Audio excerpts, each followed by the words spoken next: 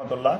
আজকে শেরপুর ৩ আসনে যে জাতীয় সংসদ সদস্য নির্বাচন ছিল, সেই নির্বাচনকে কেন্দ্র করে জনগণ এবং ভোটাররা খুব উৎসব মুখর পরিবেশে ছিলেন। কিন্তু বাস্তবতা হলো নির্বাচন শুরু হয়েছে, ভোট শুরু হয়েছে 7:30 বাজে। 7:35 থেকেই মূলত কেন্দ্রে গোলাতে বিভিন্ন রকম বিশৃঙ্খলা দেখা গিয়েছে। একটার পর একটা জাল ভোট দেওয়া হচ্ছে, ভোটারদের হাতে কোনো কালি লাগানো হচ্ছে না। প্রশাসনকে বলার পরেও প্রশাসন কিছু বলছে না। জাল ভোট যারা দিচ্ছে তাদেরকে ধরে প্রশাসনকে দেওয়া হচ্ছে, পুলিশের কাছে দেওয়া হচ্ছে, পুলিশ ছেড়ে দিচ্ছে। প্রিসাইডিং অফিসারকে দেওয়া হচ্ছে, প্রিসাইডিং অফিসার ছেড়ে দিচ্ছে।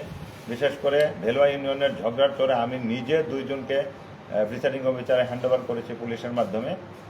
পরবর্তীতে তাদেরকেও ছেড়ে দেওয়া হয়েছে। এরপরে চর শিমুলচরা ইউনিয়নে, চর শিমুলচরা সরকারি প্রাথমিক বিদ্যালয়ে এখানে আমাদের সকল এজেন্টকে বের করে দেওয়া হয়েছে। পরবর্তীতে বিভিন্ন জায়গা থেকে ফোন আসছে যে সকল এজেন্টকে বের করে দেওয়া হচ্ছে, তারা নিজেদের মতো করে সিল মেরে নিচ্ছে, জাল ভোট দিয়ে নিচ্ছে। আমি কয়েকটা কেন্দ্রে গিয়েছি, 4-5 জন ভোটার আছে, আর কোনো ভোটার নাই, মাঠ ফাঁকা একদম। এই অবস্থায় চলছে। আমি বিষয়টি বাংলাদেশ জামায়াত ইসলামের জেলা আমিরকে জানিয়েছি এবং কেন্দ্রীয় সেক্রেটারি মহোদয়কে বিষয়টি জানিয়েছি। ওনারা সিদ্ধান্ত নেবেন, যে সিদ্ধান্ত নেবে আমি তার সাথে একমত পোষণ করব।